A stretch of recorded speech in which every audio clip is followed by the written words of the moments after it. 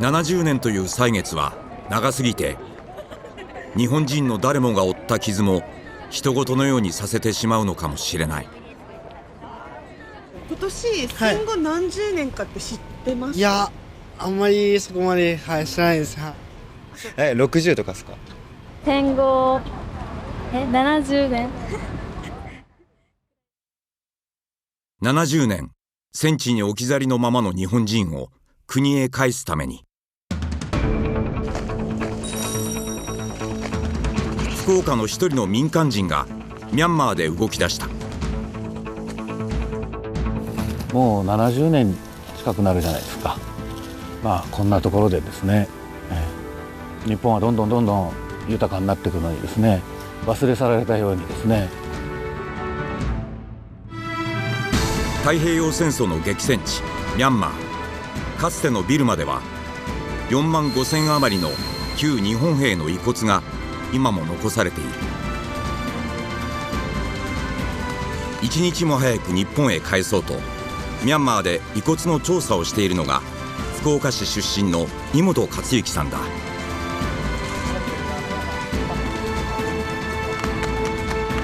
現地住民からゼロファイターと呼ばれている。この小川のそばに埋めたらしいんですね。少なくとも100体って言ってますね。調査ではインパール作戦の跡地を中心に1890柱の遺骨の場所を特定した。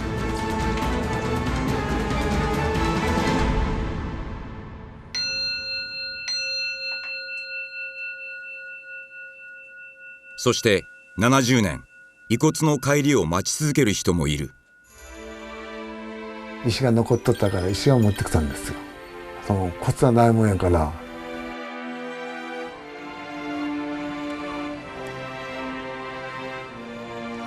いやー、もう戻ってくればいいなと思います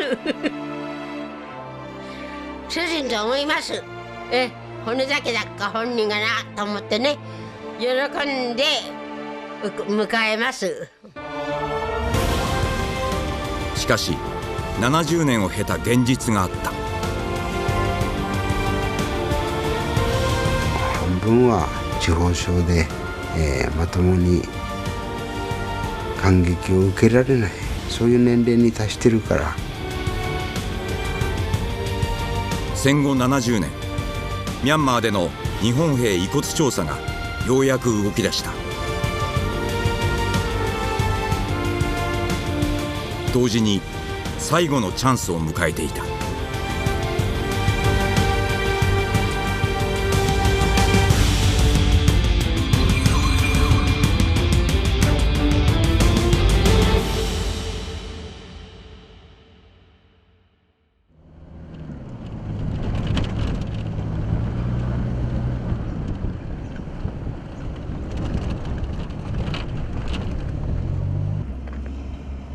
2014年12月、ミャンマー北西部2500メートル級の山々が連なるチン州。インドと国境を接するこの地域は3年前まで外国人の立ち入りが禁止されていたところだ。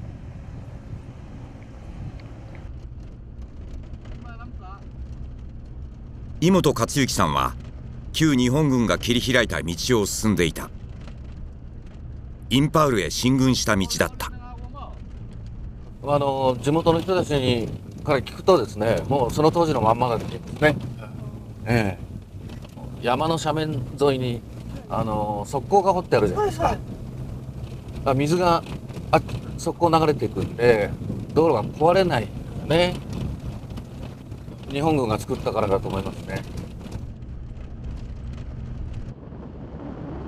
現在はインドへの幹線として地元の人に使われている。70年後も遠い異国に日本軍の足跡が残されている。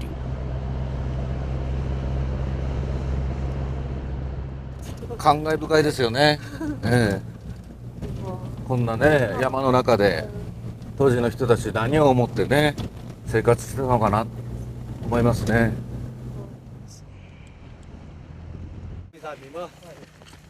日本軍の足跡が残されているのは道だけではなかった。Just go.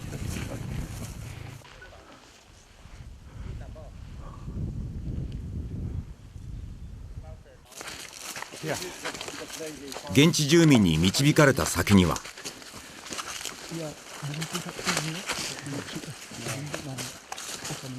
軍の靴ですね。はい。ここかかとのところですよね。この部分ですね。ここが陣地の跡ですね。で、そっちに爆弾が落ちたらしいんですね。そっちの穴に。で、その爆発で亡くなったんだと思う。この陣地跡から日本兵の遺骨6柱が発見された。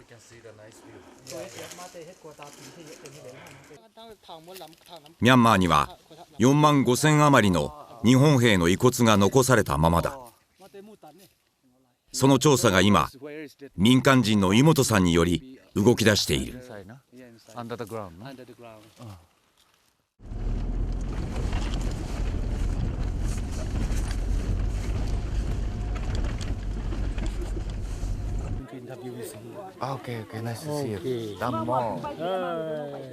井本さんは当時の日本兵を知る古老クー・プンさんを訪ねた。世界ここのいいしよここのダベマンメジャパンにテンビラなおじのマンミラサジョンラスジャパンですかね。そこはインパール作戦で日本軍が陣地を構えた村でイギリス軍と少なくとも3度激しい戦闘があったという。調査も取材カメラが入るのも今回が初めてだった。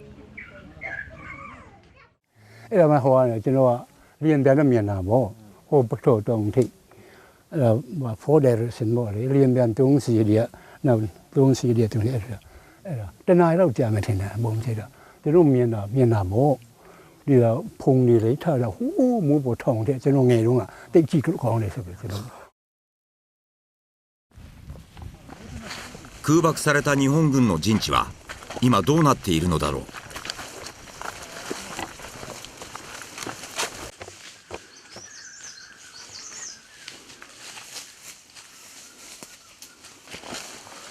Kom teng dana ba kibat kini teng bom ket tip namo tung teng noi teng つながってますね。全部つながってますね。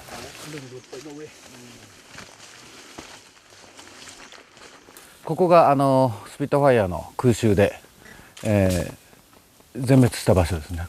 遺体は中に埋まったままになってるっていう話ですね。少なくとも100人というふうに先ほど村のおじいさんが言ってます。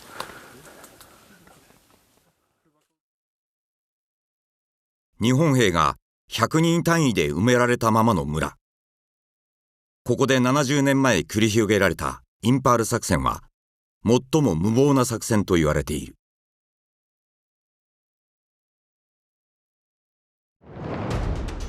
1944年3月、日本軍は連合軍の拠点インド東部のインパールを陥落させるため3つの師団総勢およそ10万人をビルマインド国境のアラカン山脈へ進撃させた。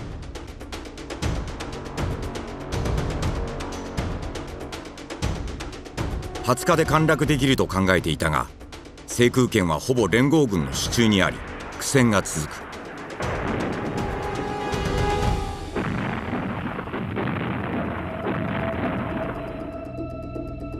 食料弾薬は早々に底をついた。この作戦が無謀と言われるのは補給を軽視したことにあった。さらに雨季に入り日本兵は戦闘よりも飢えや病気によって命を落としていった。もう本当に直撃になるとねそういうことで眠らしちゃダメ。ずーっと天国行っちゃうんだよ。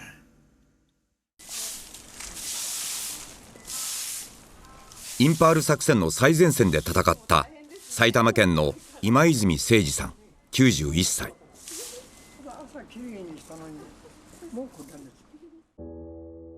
18歳の時陸軍志願兵となり、インパール北部コヒマへ進撃する31師団58連隊の記録係を務めた。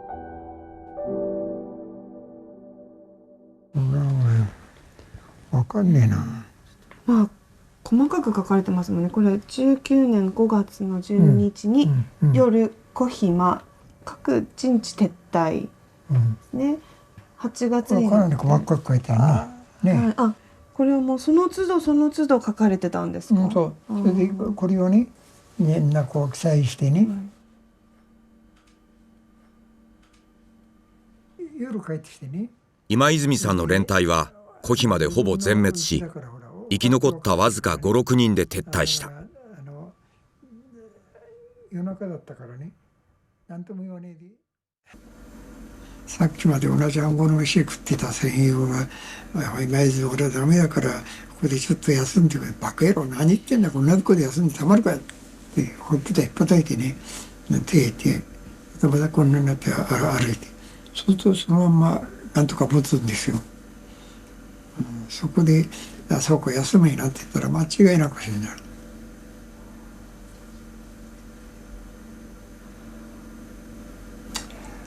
そんな話をテレビで知らしたくもねえな。あんまり残酷で遺族の人が聞いたら。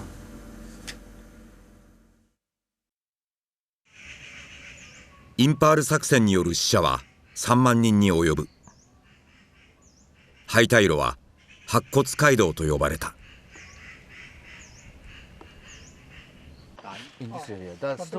日本兵の遺骨の情報は現在住民より次々と報告されている。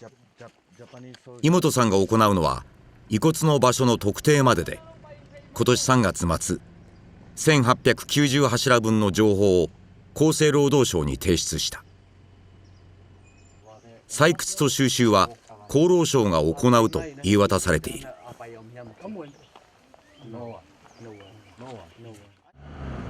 しかし掘るまでもなく地表に露出する遺骨もあった。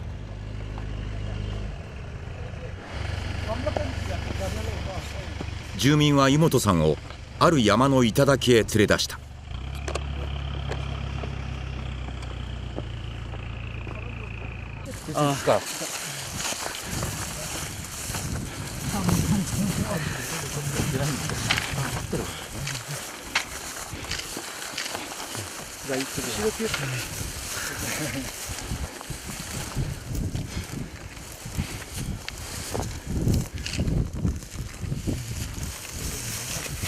Đâm ta cái hiếu mà đâm ta cái hiếu, mau tụi nó bên ôm điên lên.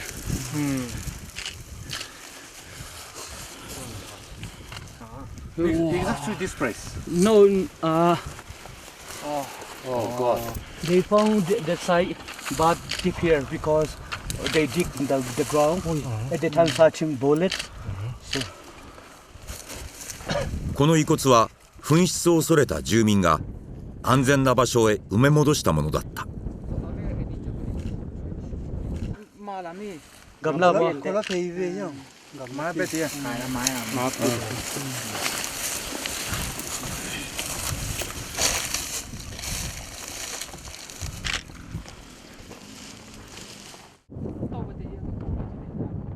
まあ頭骨のあまり大きくないじゃないですか。多分日本人だと思いますね。まあね、長い間こんなところでね、かわいそうですよね。70年野ざらしにされた遺骨は現地調査隊の事務所で一時的に安置される。国が引き取りに来る日まで。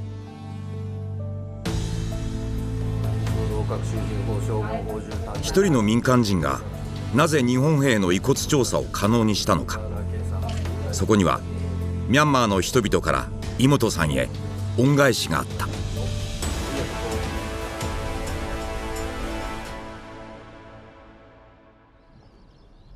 福岡県朝倉市。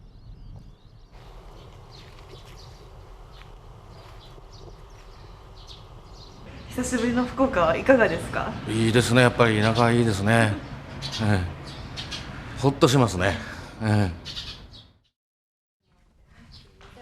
井本さんは叔父が30年前開いた法恩寺の副住職だった。この寺に遺骨調査の原点があった。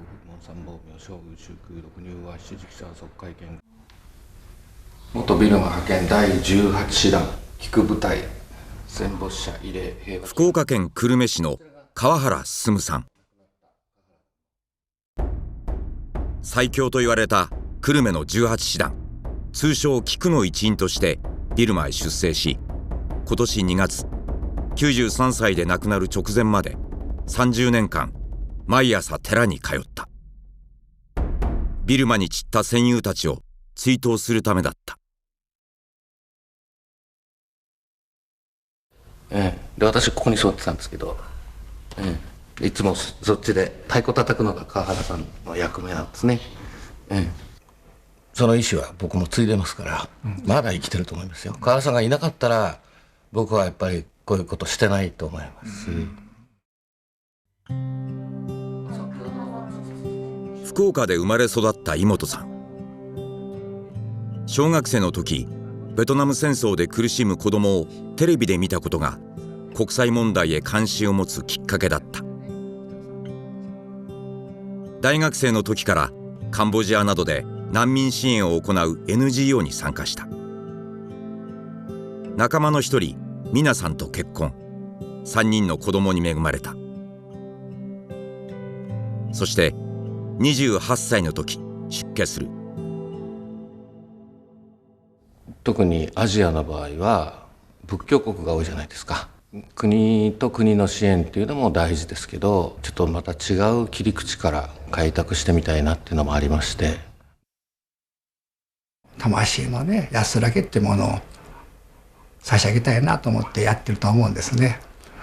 とにかくこの人の行動はもう諦めなきゃそうなんですよ。はい、我が道を行くでですね。井本さんにとって無視できなかったのが、長く軍事政権下にあったミャンマーだった。他にも貧しい国、大変な国ありますけども、まあ際立っておかしいなと思った国がミャンマーだったんですね。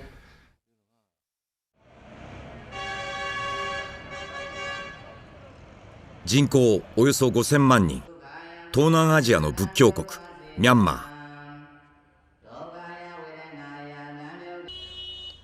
2011年、軍政から民政へ移管し、経済発展を目指し始めたが、内実は旧態依然のままと言われている。特に根深いのが少数民族問題だ。ミャンマーの民族は人口の7割を占めるビルマ族と、国境の山岳地帯などに住む134の少数民族に分けられる。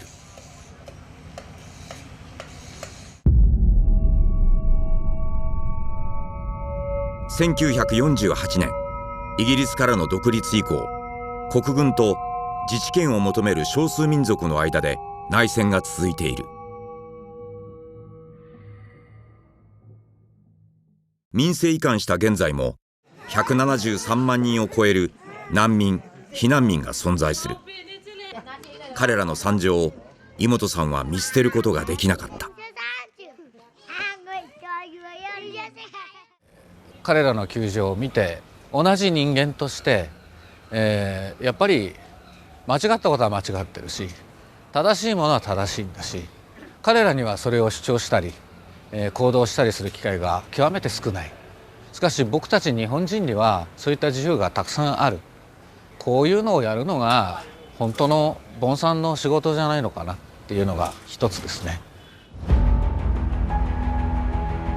井本さんは2011年、妻子を福岡に残し、単身拠点となる隣国のタイへ飛び込んだ。蓄えをすべて携えて。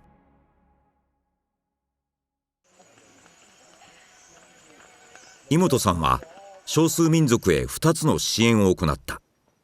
一つは若者に向けたものだった。全部構造ですね。もう乾季になって盛りすぎてますけども、トマトですね。経済的な自立を目指すため農業に目をつけた。井本さんは農大出身で、これまでも農業で国際支援を行ってきた。その経験を生かし、日本の ODA の協力を取り付け、ミャンマーに6つの農園、4つの農学校を設立した。ミャンマー、今民主化が進んでるって言われてますけども、もうほとんどの利権っていうか産業っていうものはもう持っちゃってる人がいるわけですね。ですので、まず農業から、まず食べるところから、そして加工を加えて産業化していく。ဒီမြေကြီးကကွယ်တာပေါ့ဒီတဘဝများဆန်းနဲ့ပြက်လဲတောက်ပြရတော့ကားဆုံးဟိုမှာကိုယ့်ရဲ့ပြည်သူလူထုတွေကတော့ကိုတတ်သမျှတွေတင်ကြားသမျှတွေအရာတိသမျှတွေအရာအလုံးပြတင်ပြမယ်လို့ပြီးကိုအိမ်မှာလည်းကိုတန်းနိုင်တဲ့လောက်ပြလုံးမှာもう一つの少数民族支援はリーダーたちへ向けられていた。I think it means you can speech about the present condition of the nationwide ceasefire accord. 国と和平交渉に持ち込むには少数民族が一枚岩になるべきだ。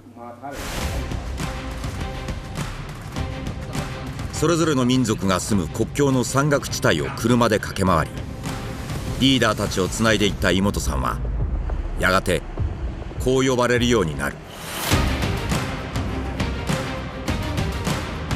Hero fighter.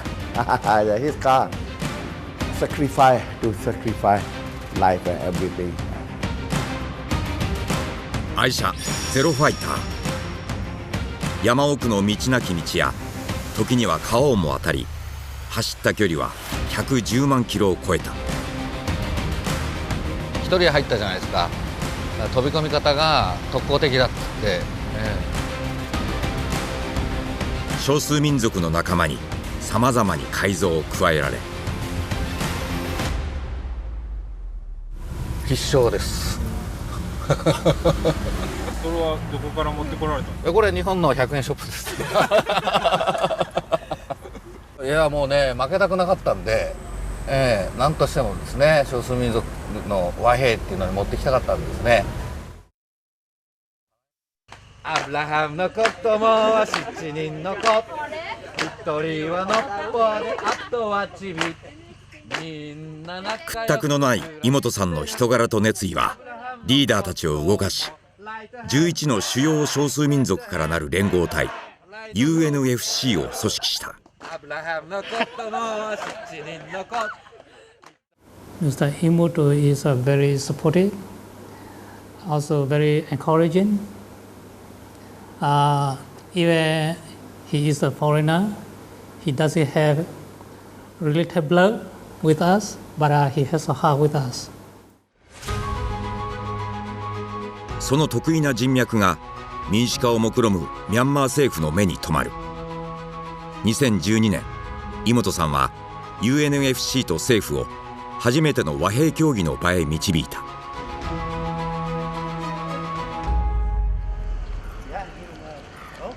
少数民族への支援をしながら、井本さんはこんな話を聞かされていた。日本兵の遺骨や遺品が彼らの住む地域に数多く残されているというのだ。太平洋戦争、ビルマで戦没した日本人は13万7千人。そのうち4万5千余りの遺骨が今もそのままに残されている。理由の一つは1976年以降、現地から日本兵の有力な情報が得られない限り、国が積極的に収集をしていないこと。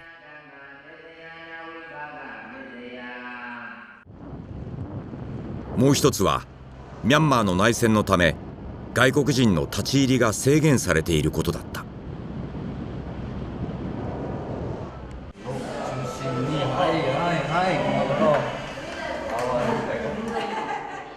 40年近く閉ざされていた遺骨収集の門を開いたのが少数民族のリーダーたちだった。2012年、彼らの地域に眠る遺骨の調査を井本さんへ提案した。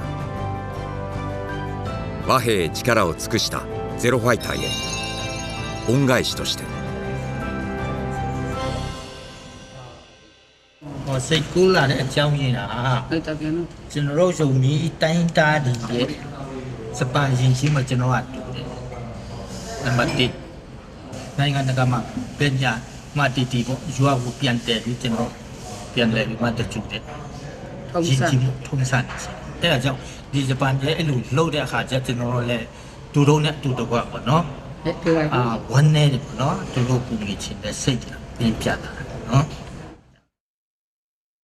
現地の人たちと話をしていても、私たちが戦後育ってきた世代ですけども、日本で教育を受けたほどには悪いふうには言われないんですね。日本がこのビルマを独立に導いてくれたんだ、日本が来なかったら独立できなかったんだという視点っていうのは僕にとっては衝撃だったんですね。そういう日本人がかつてここに来ていたっていうことを知って、今同じ日本人としてこの時代に僕らが生きてるじゃないですか。そのことをきちんと知って、そしてでは僕たちは、この国のために何ができるのか、ひいては、日本人としてどう生きていくのか。調査の後、政府が実際に収集に動くか、具体的なことは何もわからない。それでも井本さんは決意を固めた。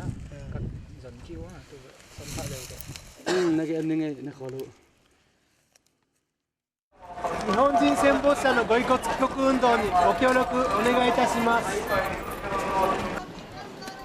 そんな井本さんに共鳴したのが僧侶仲間だった。全国の僧侶が宗派を超えて団体を作り、募金や寄付で3600万円を集めた。国のために戦った日本兵の帰還に対し、現地での遺骨調査も日本での資金集めも全て民間が行っている。すでにまだ始めて少し経ったばかりですけども、たくさんの募金をいただいております。戦没者の方々ですね、その方へ何かしらできるのではないか、そのようなことを思っていただける方がたくさんおられることを感じました。少数民族のたくさんの方々の信頼を得ながらね、そういう活動をされている姿っていうのは、本当に応援する以外ないかなと。井本さんの活動を家族はどう思っているのだろう。はい、じゃあお久しぶりです。お疲れ様です。お父さんだけ酒飲んでるし。井本さんが日本を離れて4年、帰国は年に2度ほどしかない。進学や就職で東京へ出ている家族と再会できるのもわずかな時間だった。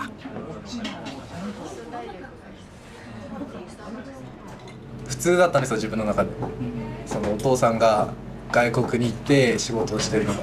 でもそれがやっぱ普通じゃなかったんで、そういうことは外に出て気づいたっていうのはありますね。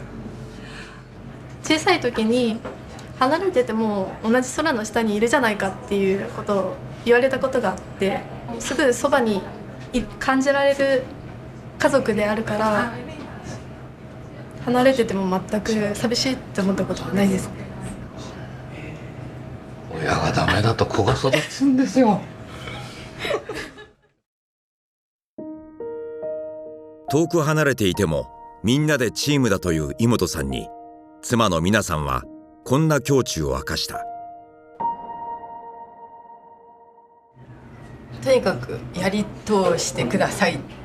あとはもう覚悟ですね。はい。もう骨になって帰ってきてもしょうがないなっていうぐらい覚悟は必要でした。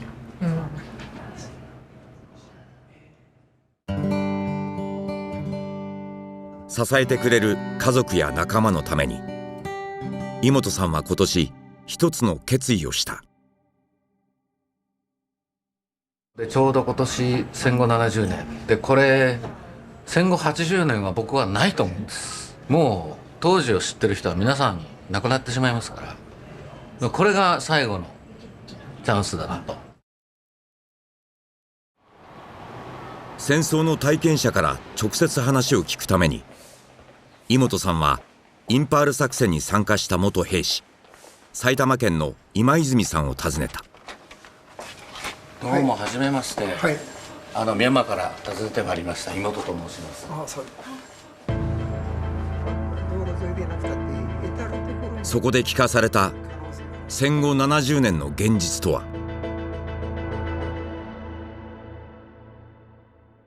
ポンみたいにね、極端にね、平和が好きで、それで今月、井本克行さんはインパール作戦に参加した埼玉県の今泉誠二さんを訪ねた。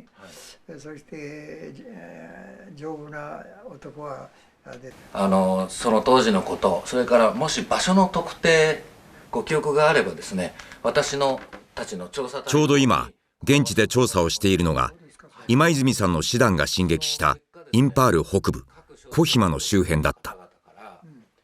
私に今までありがとうと。我々が特定の遺骨をどういう埋めたとかというようなゆとりは全くほとんどなかったんですよ。で我々が生き残るといったって少し定着しているわけじゃなくてね、ただ移動をする、その移動するにもあれですよ、ちゃんとした意識があってね、こうやってんじゃね、自分だってもうふらふらしてあれですよね、もう極限状態で下がるわけだから、あれですね、生死の淵をさまよいながらただ命令のままに転戦した最前線の日本兵の姿だった。弔うことなく置いてきてしまった戦友を井本さんが帰国させようとしていた。ところが今泉さんは意外な気持ちを告げた。いや、それはね、考え方は複雑なんですよ。というのは建前的に言うとね、もう本当にもう手を合わせて拝むくらいありがたいこと。だけどこれが時期が遅すぎてね、もう何十年か早かったらもうどんなにか良かったろうなと思うけどもね、もう70年っていうとね、亡くなった戦友たちの遺族もね、もう奥さんもあれですね、親御さんももういないわけで、弟さんとかね、甥御さんとかっていうことになっちゃうわけ、遺族はね。そういう人たちのやっぱり顔も見たことのね、その戦死された身内のね遺骨が帰ってきて本当に喜ぶなんていう人は、あんまりいないんですよ。そういうのを考えるとね、誠に虚しい気がするんだけれども、今泉さんがそう考えるのは、十数年前戦友の遺品を届けた際、遺族がそれほど喜ばなかった経験からだった。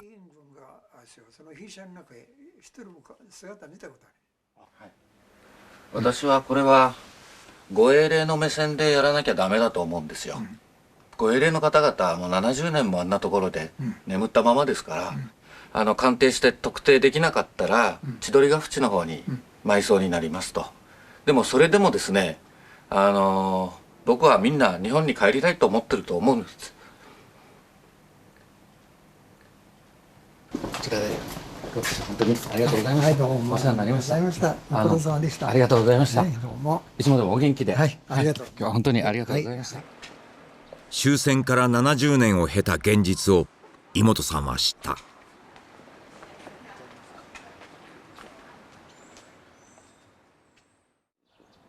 70年っていう歳月がもたらす別の問題ですね。それを考えさせられましたね。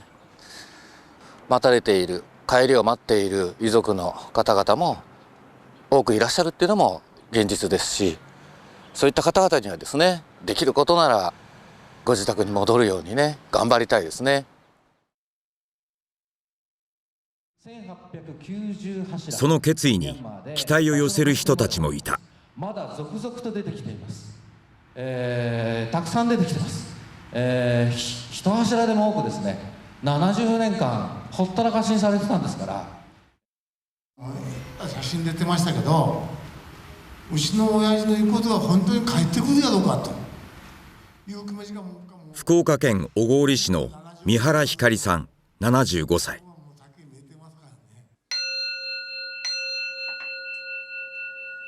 終戦の4ヶ月前、父豊さんをビルマ戦線で亡くした。戦後、ひかりさんのもとに白木の箱が届けられた。軽いよっち。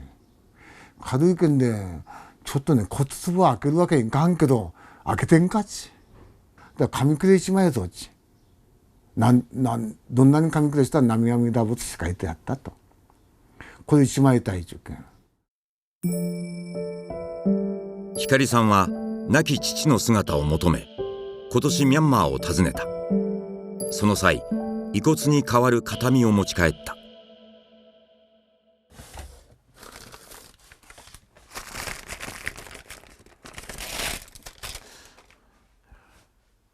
これがもう遺骨でしたよね。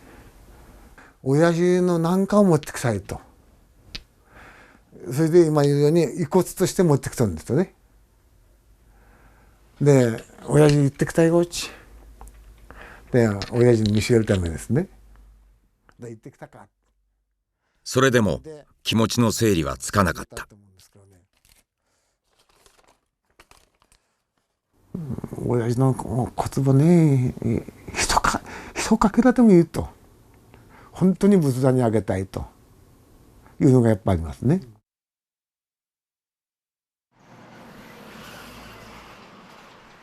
そして70年、夫の帰りを待ち続ける人もいた。私たちは井本さんが調査をする地域で亡くなった兵士の妻を訪ねた。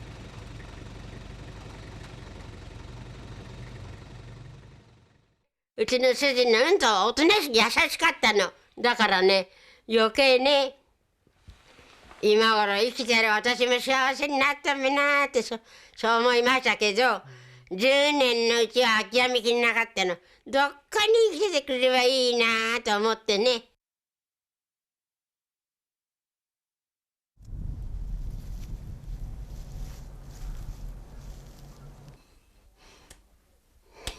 あなた守ってくださいね。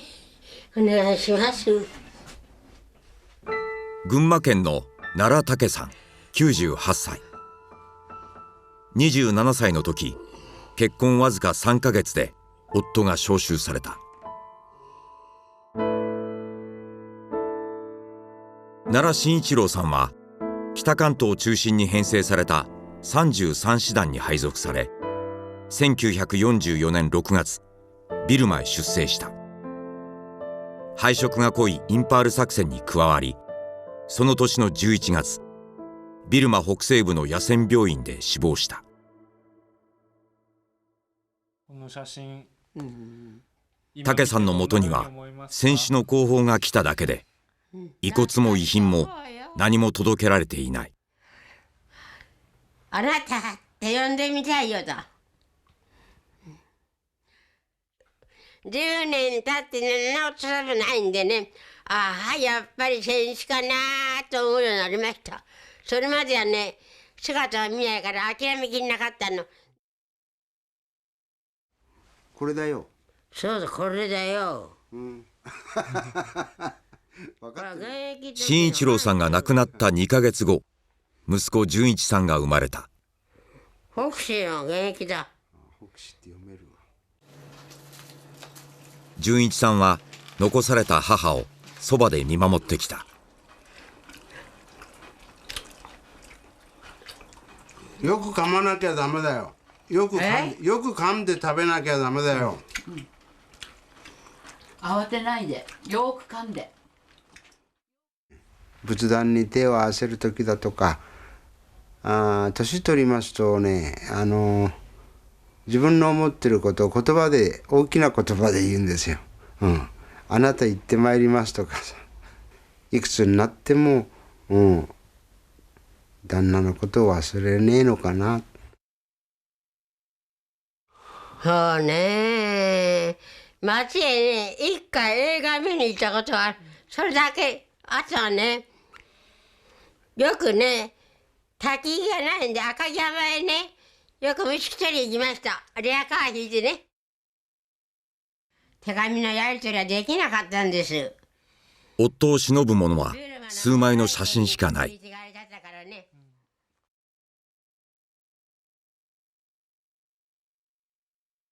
5ヶ月の身重にて取ったけれど、ついに外地からはああ、それ書いてあるの？一切の音信不通で終わった。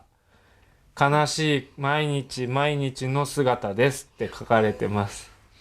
私が若い時書いたんだ。3ヶ月一緒にいたっきりね、出世しちゃって。この1年で武さんの認知症は一気に進んでいた。すぐね、ビールマチーズが開いちゃったから。つながってますね。全部つながってますね。遺骨調査が動き出した戦後70年。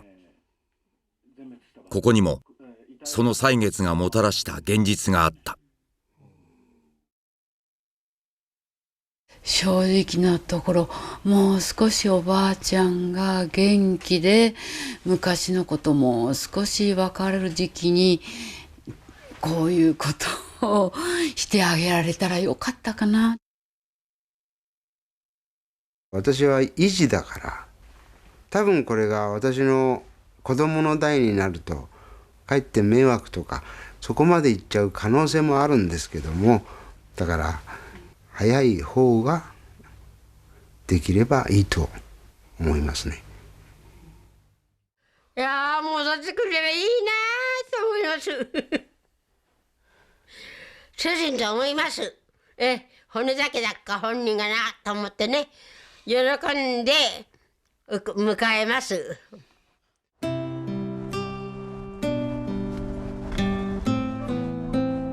慎一郎さんが進軍した地域でも井本さんの調査は行われた。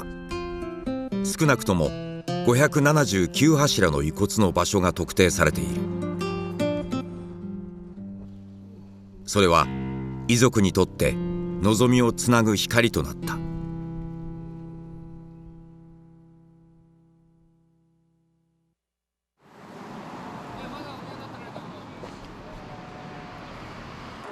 今月、井本さんは僧侶仲間と共に厚生労働省を訪問した。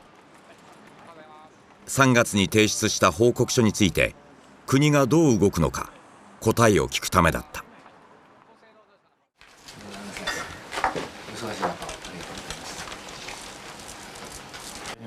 国としてはこういう寸法で動くんだと。ミャンマーの方には何年の何月頃どのような形で、国の発掘の調査隊が来るのか。何しろいただいた情報がこれまで私どもが接することのできなかった貴重な内容が多く含まれておりますので、この日厚労省は井本さんの調査報告をもとにミャンマーの雨季が明ける今年の11月以降、国の調査団を派遣することを初めて明らかにした。日本人戦没者の遺骨と確認されれば直ちに帰還させる方針とも答えた。よかったとこれで完結しますね。あと最後は国会だけですね。はい。まあ大丈夫でしょう。大丈夫でしょう。もう誰か一人かけてもできなかったことだと思います。と感謝です。よかったですね。本当に皆さんの。よかったです。一回いろいろあったのよ。本当ね。これどうなるのかなっていう時もあったもん。もう最初1年間全然出てこないでしょ。イライラしてね。そーっとやきもしたと思うわけし、そばにいて。ああでもね、ここまで来てよかったです本当に。何度も同じご遺骨に現場入るたびに会うんですね。申し訳なくてですね。僕はいつでも日本に帰れるんだけど置きっぱなしでですね。それが一つと、ね、それと今回日本帰ってきて遺族会の方々に結構あったんですね。みんな泣かれてですね、手握ってですね、なんとかお願いしますっていうふうに言われて、もう全部を救い取れるわけじゃないんですけども、これだけやってることの意義ってのはあるんだなっていうふうに思ってですね、今、ありがたい返事もらってよかったなって。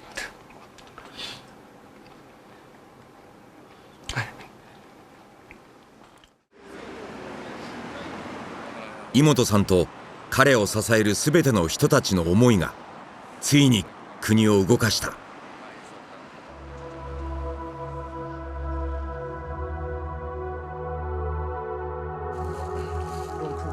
厚労省への報告以降、現在も日本兵の遺骨の情報は寄せられている。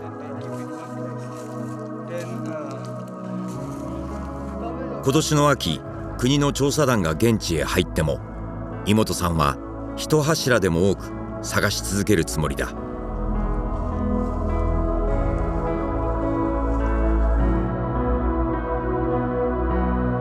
私たちがインパール作戦の跡地を訪ねた去年12月、桜が道端で咲き誇っていた。ミャンマーの山岳地帯では12月から2月にかけ咲くという。この地で今年の桜が咲く頃、どれだけ多くの遺骨が日本へ帰国を果たすだろうか。終戦から70年、戦地に置き去りのままの日本人は今もその日を待っている。